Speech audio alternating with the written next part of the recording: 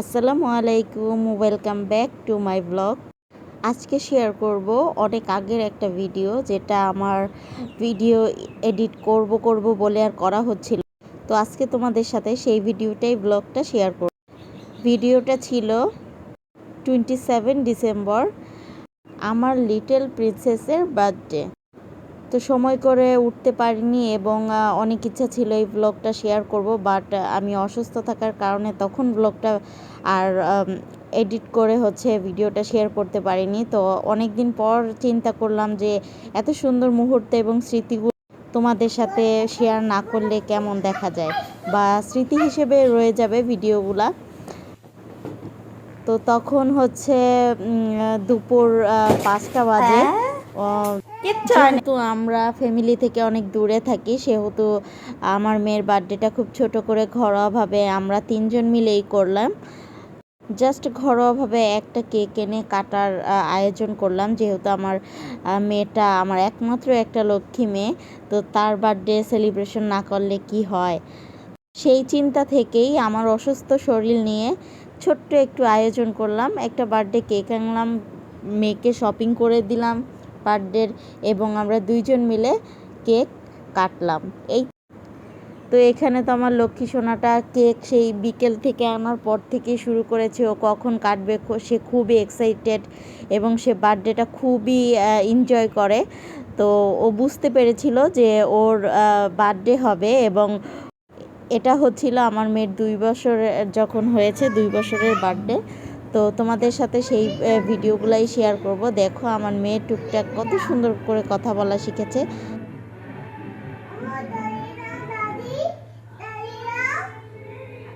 এদিকে তাকাও।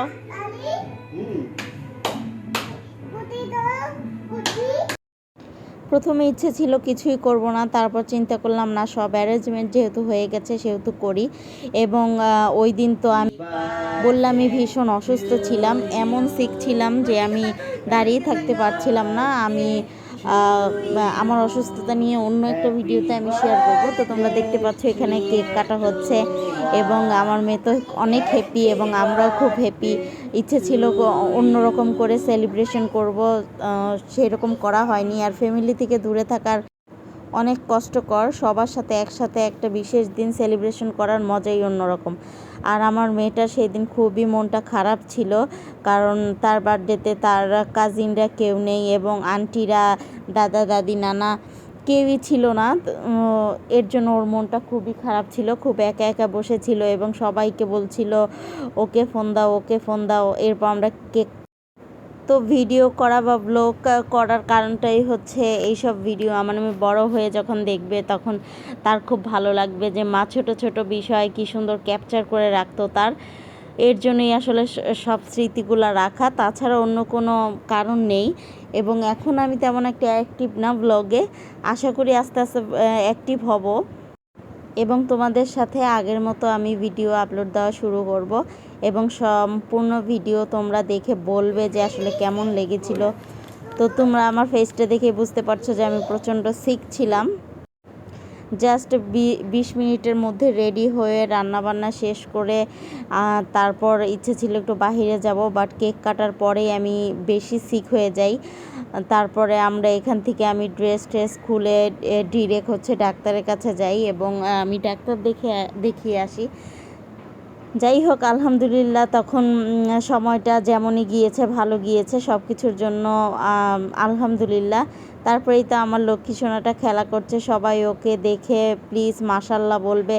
এবং এখানে আমি জাস্ট সিম্পল রান্না করেছিলাম, একদম রান্না না করলে তো হয় না, যদিও একটা বিশেষ দিন। তারপরে এরপরেই তো খাওয়া দাওয়া করে তারপরে আমরা ডক্টরের কাছে চলে গেলাম, এবং আমি ডাক্তার দেখিয়ে তারপর এই তো ওইভাবেই দিনটা গেল। তো সবাই ভালো থাকো, সুস্থ থাকো, এবং আমার মেয়ের জন্য দোয়া করো। ইনশাল্লাহ আমি নতুন করে আবার ভিডিও আপলোড করা শুরু করব।